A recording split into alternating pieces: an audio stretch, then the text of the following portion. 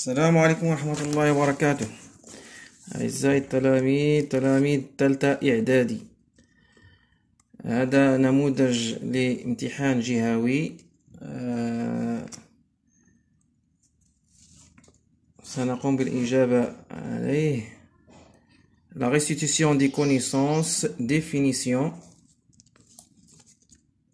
Premier exercice, on vous demande de définir qu'est-ce que c'est qu'un neurone.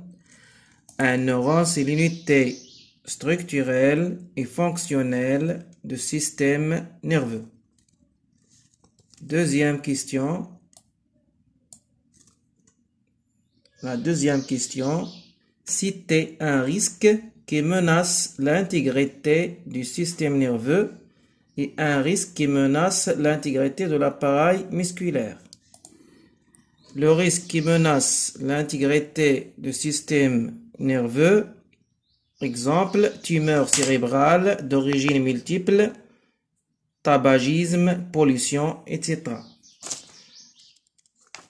Le risque qui menace l'intégralité de l'appareil musculaire, exemple, déchirure musculaire. Troisième question. Citez les éléments qui interviennent au réflexe médulaire. يعني الانعكاس الشوكي، العناصر المتدخلة في الانعكاس الشوكي. Il faut toujours qu'il y ait un excitant, des fibres sensitives, moelle épinière, des fibres moteurs et le muscle. Quatrième question. Remplissez le texte suivant en utilisant les mots suivants: les cellules infectées, humorales, cellulaires, l'antigène, lymphocyte T. Donc, après avoir été sensibilisé par un antigène spécifique, c'est-à-dire le terme que vous devez écrire ici, c'est l'antigène spécifique, les lymphocytes T, c'est-à-dire le deuxième mot, c'est lymphocyte T, se différencient en lymphocyte T mémoire et en lymphocyte T tueuse. Ces derniers éléments, les cellules infectées, il s'agit d'une réponse immunitaire cellulaire. Je répète. Après avoir été sensibilisé par un antigène spécifique, les lymphocytes T se différencient en lymphocytes T mémoire et en lymphocytes T tueuse. Ces dernières éliminent les cellules infectées. Il s'agit d'une réponse immunitaire cellulaire. Cinquième question. Écrivez correct ou faux devant chacune de ces suggestions suivantes. Première suggestion.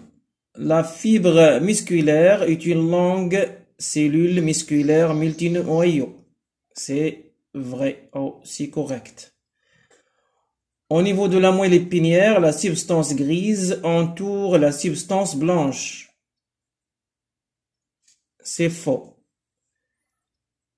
C'est-à-dire c'est la substance blanche qui entoure la substance grise. La zone de sensibilité générale est située au niveau du cortex cérébral devant la section de Rolando. C'est faux, parce qu'il se situe en arrière de sillon de Rolando. Au niveau de la plaque motrice, les branches du neurone moteur sont associées à une gamme de fibres musculaires. C'est correct. Maintenant, nous allons passer aux sixième question. Lier chacun des termes du groupe A aux définitions de l'approprié. Pour les lymphocytes, dans le groupe A, lymphocyte B, les lymphocytes B intervient dans la réponse humorale. Pour la sérothérapie, transfert de l'immunité à travers un sérum contenant des anticorps spécifiques. Pour les antibiotiques, on va les lier. Les antibiotiques, des matériaux produits par des organismes microscopiques qui arrêtent la prolifération bactérienne. Sporulation, méthode de prolifération de champignons microscopiques. Voilà.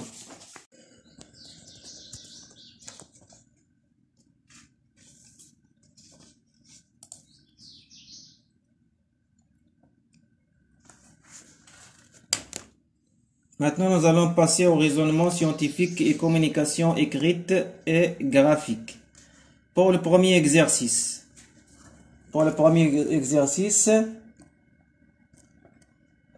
le service des urgences a reçu 2 blessés A et B atteints de paralysie sans meurtrissure. Les tests préliminaires des deux cas ont révélé les résultats résumés dans le tableau suivant. Donc pour l'individu A, paralysé de la moitié droite du corps,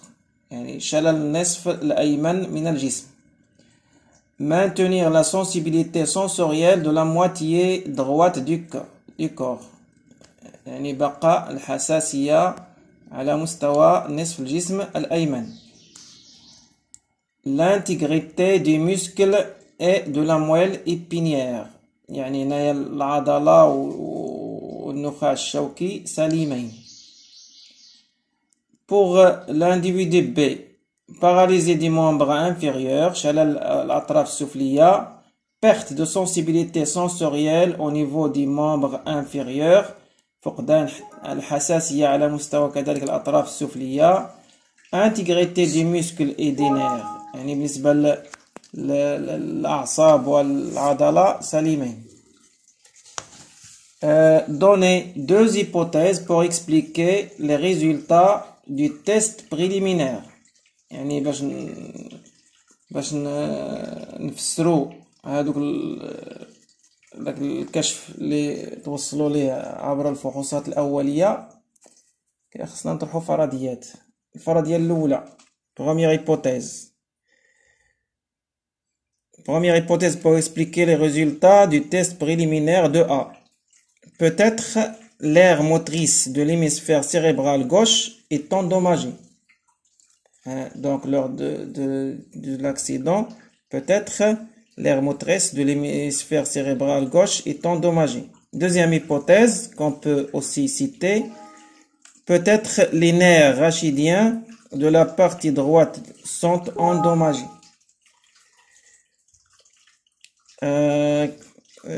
Pour la personne B, la première hypothèse, peut-être l'aire motrice et l'aire de sensibilité générale sont endommagés. C'est-à-dire les 2 aires sont endommagées lors de l'accident.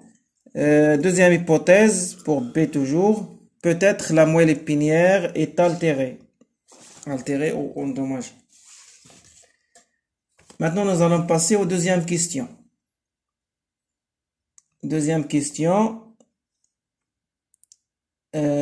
Comparer l'image de cerveau chez la personne A et l'image du cerveau de la personne en bonne santé. Donc, pour la personne, on remarque que chez la personne blessée, on remarque une blessure au niveau de cerveau de l'individu. Pour la personne B, on remarque une blessure au niveau de la moelle épinière de l'individu B, l'individu blessé. Troisième question. En fonction des résultats de l'image cérébrale et de la moelle épinière, déterminer l'hypothèse correcte pour chaque personne. Donc, d'après ces résultats, pour la personne A, l'hypothèse correcte est celle de l'aire motrice qui est endommagée. Et pour B, c'est la moelle épinière qui est altérée. C'est-à-dire la blessure, la blessure au niveau de la moelle épinière qui a provoqué la paralysie des membres inférieurs. Maintenant, nous allons passer à la quatrième question. Quatrième question, déterminer la relation entre la zone touchée et la paralysie des membres inférieurs pour l'individu B. Donc, pour l'individu B, on a dit que on sait que l'influx nerveux moteur se produit au niveau de l'aire motrice et sera conduit par les fibres moteurs et la moelle épinière vers les muscles, Alors que au niveau de la moelle épinière, on remarque une blessure, ce qui va empêcher l'influx nerveux moteur d'arriver au niveau des muscles des membres inférieurs. Donc, ils seront paralysés. Paralysés. Deuxième exercice. On va passer au deuxième exercice. Pour le deuxième exercice, en raison de leur consommation d'eau d'un puits pollué, les villageois d'une région ont été infectés par la fièvre typhoïde, causée par une bactérie Salmonella typhi qui provoque notamment des épisodes de diarrhée, de fièvre aiguë et de maux de tête. Le tableau suivant indique le nombre de cellules sanguines chez une personne infectée par la typhoïde et chez une personne en bonne santé. يعني هنا في هذا التمرين هذا كيقول لنا باللي راه نظرا لاستهلاك الماء الملوث الموجود في بئر في منطقة معينة أصيب السكان بمرض التيفويد. مرض التيفويد الذي تسببه بكتيريا تسمى لا سالمونيلا تيفي.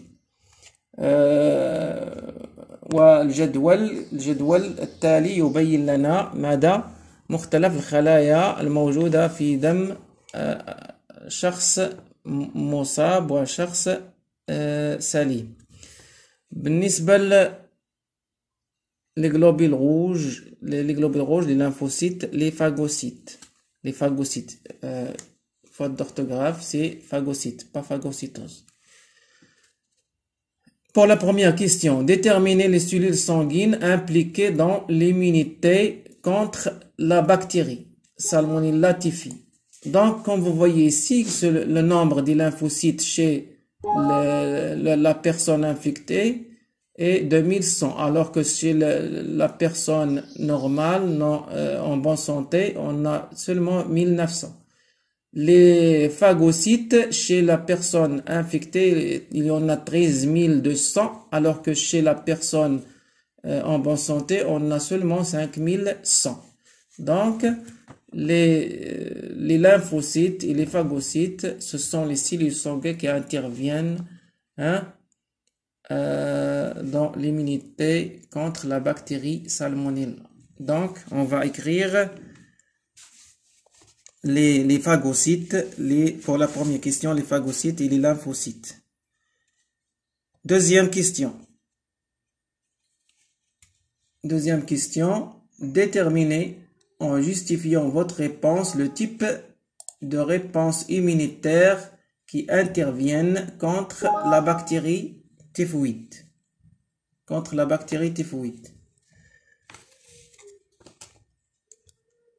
La réponse immunitaire, c'est une réponse immorale. Pourquoi? Parce que la réaction du corps se manifeste par la production d'anticorps qui vont neutraliser hein, l'antigène. L'antigène qui est bien sûr la bactérie Salmonella typhi. Maintenant, nous allons passer aux troisième question. Comparer la réponse immunitaire chez la personne vaccinée et la personne non vaccinée.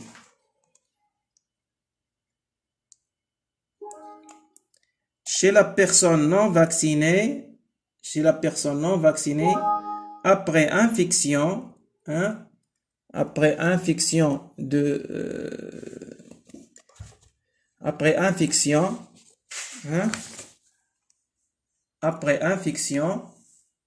on va attendre 7 jours, comme vous voyez ici, 7 jours pour qu'il y ait production d'anticorps avec une faible quantité. Alors que pour la personne vaccinée, après infection, on va attendre seulement 1 jour pour qu'il y ait production de grandes quantités d'anticorps.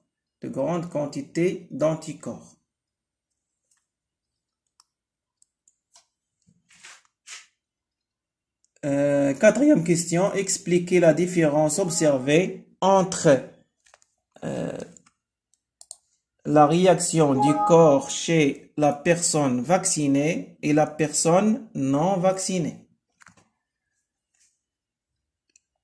Pour expliquer ce temps de latence pour qu'il y ait production d'anticorps chez la personne non vaccinée, c'est que le corps n'a jamais connu cet antigène.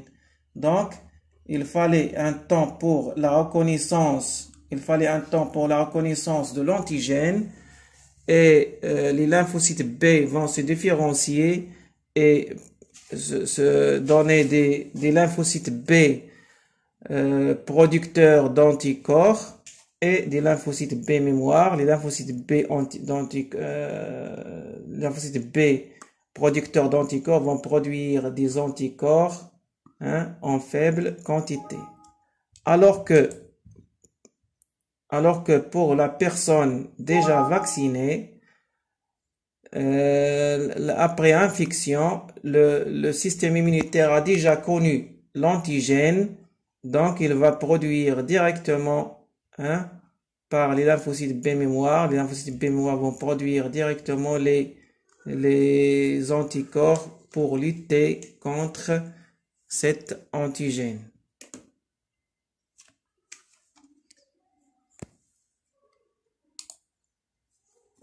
Wassalam.